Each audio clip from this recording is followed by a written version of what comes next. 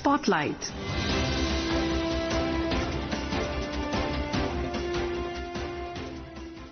This is Akashvani. In the program Spotlight, now we bring you a discussion on India's mega global food event World Food India 2025. The participants are Ashok Tandon, political analyst, and Niharika Bhuvania, anchor. Good evening and welcome to yet another interesting episode of Spotlight. And today happens to be an interesting conversation around the 4th edition of World Food India, which is underway.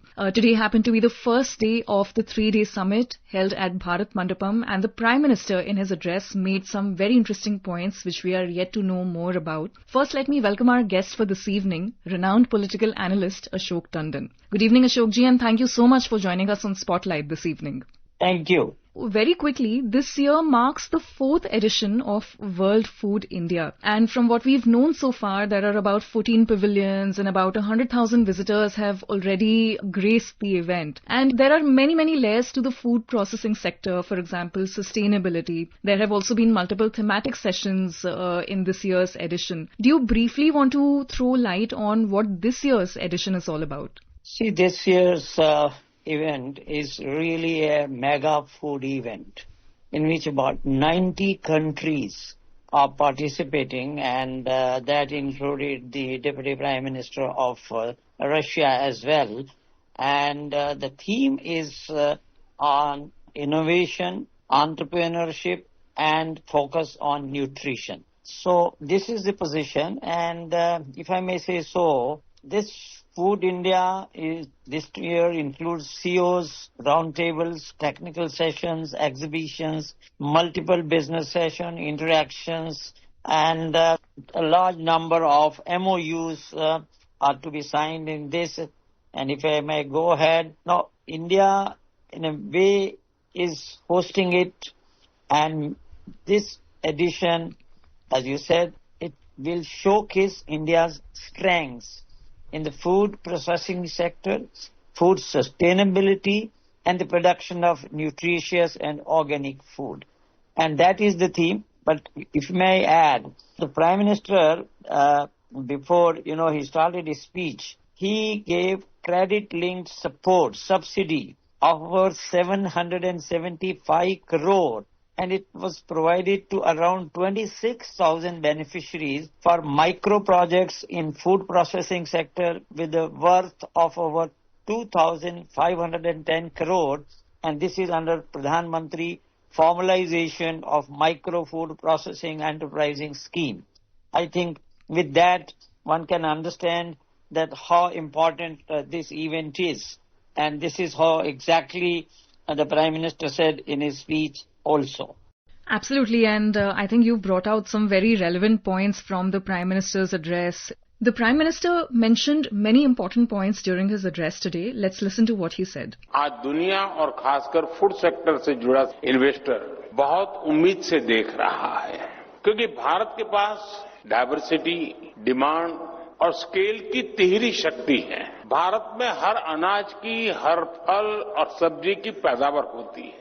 इस diversity की वजह से भारत दुनिया में सबसे खास है। हर 100 kilometre पर हमारे यहाँ खाना और खाने का स्वाद बदल जाता है। भारत में विभिन्न तरह के खानों की जबरदस्त डिमांड होती है। ये डिमांड भारत को एक कॉम्पिटिटिव एज देती है और इन्वेस्टर के लिए भारत को एक प्रीफर्ड डेस्टिनेशन भी बनाती है। In fact, he also mentioned that India is contributing to global food security in a massive way. So, for example, 25% of the world's milk supply comes from India, and India is also the biggest producer of millets. Ensuring that India has a global position in this sector, how important or what kind of a role has the Pradhan Mantri Formalization of Micro Food Processing Enterprises Scheme played in this? Prime Minister very categorically said that India has a natural strength, and that's why it's becoming hope of the investors in this sector, because of largely due to the India's diversity. As Prime Minister in a very lighter way said, every 100 kilometers in India, food and tastes change, and that's why there is a demand for a variety of foods in Indian food, and that gives India a competitive edge as far as the ground for the investors. So that's why the investors are looking towards India. But I think before we move forward, one of the major takeaways of the Prime Minister's speech was that he invited investors, global investors, to come forward and invest in India and in this sector. And particularly he invited investors in the biodegradable packaging, because this is basically, he said, we should focus on that to give some respectability to the nature. And that's why, referring to the recent next generation GST reform, he said on all products, packaging products of biodegradable, GST has been reduced from 18% to 5%. So basically inviting investments in this sector, and then he also gave certain incentives outlining why India is becoming the most popular investment destination. And coming back to our opposition, the Prime Minister said 25 crore people have come out of the poverty line in this 1 year. That is why this particular segment is so aspirational. They are the people who are adding to the demand. And our talented youth, they are now doing a wonderful job in every sector. And India has now become third biggest startup ecosystem. Majority of them are in the food processing system, linking with the artificial intelligence and changes in technology. So the diversity, demand and innovation makes India a very effective investment destination in this sector, and this is perhaps the best time to invest in India. That is exactly what the Prime Minister was addressing to the international audience and participants who were present at the show. Absolutely. I think he covered the length and breadth of the stakeholders involved in the food industry, right from farmers to agriculturalists to the youth, who are the largest innovators of today in our country. He also made a mention of the self-help groups and the role that they are playing in giving this sector a push. Why don't you briefly also take us through that? Certainly. But before that, what the Prime Minister drew attention was to the global challenges. Prime Minister said wherever there have been global challenges, India has always played a very positive role, and that includes food security. And then he said even we are supplementing the demands all over the world. Now, India is the largest milk producer in the world. 25% of millet production is in India. Number one in the world. In the rice production, India is number two. Fruits and vegetables. And you name anything. So the supply chain, which whenever and wherever it is disrupted, India plays a major role. So that was very significant observation. And the Prime Minister also talked about the government own policies. The government food and nutrition ecosystem has strengthened 100%. And mega food parks, the storage, infrastructure, these things which are now coming up are basically attracting a large attention from different parts of the world, and 20% increase in the processing capacity India has gained. The MSME role was also highly appreciated by the Prime Minister. And he said 85% of small and marginal farmers, they are benefiting, they are the real strength, and that's why all the policies which the government of India have made, this is to strengthen the Indian market. The micro unit, self-help group, as you said, they are now coming forward, and that is why the credit link subsidy today was given to all the small help groups as well.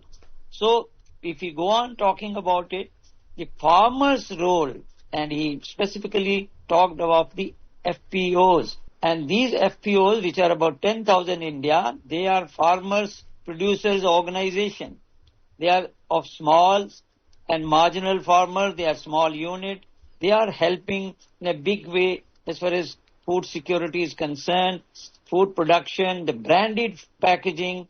So 15,000 products are online these days. And we have specifically talked about the J&K contribution in terms of saffron, walnut, apples, and then Bihar's makhana he specifically mentioned, Kerala's banana chips, like that. These agriculture diversity, this is India's strength.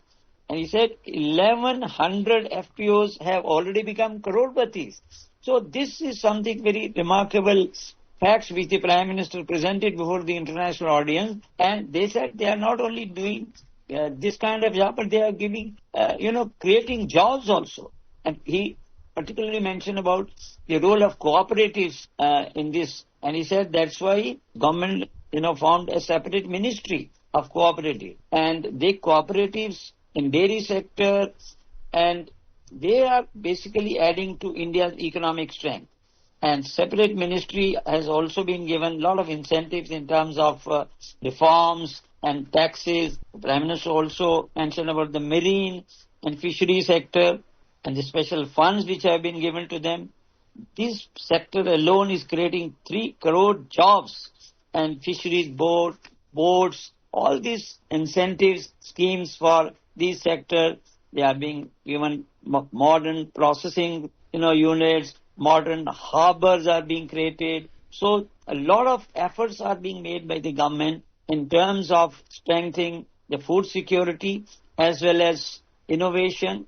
The reforms all are helping these sectors, particularly the agriculture sector and the food processing sector. In fact, you spoke about the possibilities also that a push to this sector indicates, for example, financial stability and creation of job opportunities, which was rightfully mentioned by Cabinet Minister of Food Processing Industries, Chirag Paswan. On that note, let's listen to what Honorable Minister Chirag Paswan has said on the topic. That the gross value added of India's food processing sector has risen from 1.3 lakh crore in 2013-14 to 2.24 lakh crore in 2023-24. The sector is also one of the largest employers in organized manufacturing, accounting about 12% of the organized employment. Foreign direct investment has strengthened alongside this growth between 2014-15 and 24-25.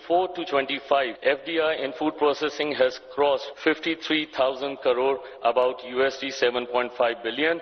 He mentioned that, the idea is for the youth to not just be a job seeker, but also a job giver. I would briefly like your comments on his welcome address as well, particularly these 2 points about financial stability and pushing the youth to be a job creator. Certainly, because he made a very valuable contribution. And in fact, if I may say so, at the end of his speech, when he took his seat, he got a pat on the back from the Prime Minister for making a wonderful introduction and welcome address in which he outlined jobs which his department has helped in creating, the help which his department has given to the farmers, small MSMEs. So basically, financial statement also was made by him, that how much the investment is coming into this sector, how much the jobs this ministry is creating with the help of MSMEs, startups, etc. Overall, if we may say so, this particular event is going to be a major mega event, as I said in the beginning. And this will certainly, and he also indicated, number of MOUs are also in the pipeline. Therefore, and there are going to be multiple sessions covering a wide range of topics, including India as a global food processing hub, sustainability and net zero in food processing, frontiers in food processing, India's pet food industry, processing foods for nutrition and health, plant-based foods, so specialty foods, among others. It will feature 14 pavilions, as you also said in the beginning, each dedicated to a specific theme, and will attract around 100,000 visitors, which also you mentioned in the beginning. So it's a very positive step which Mr. Chirag Paswan's ministry has taken, and therefore I think it's going to be a big success. And it will also become very popular among the foreign investors and those who are participating in this event. Thank you so much for joining us. And well, that's a wrap on today's episode. We'll meet you with another conversation next time. Stay tuned. Thank you. You were listening to a discussion on India's mega global food event, World Food India 2025. The participants were Ashok Tandon, political analyst, and Niharika Bhuvania, anchor. This program was produced and presented by the News Services Division of Akashvani. Spotlight.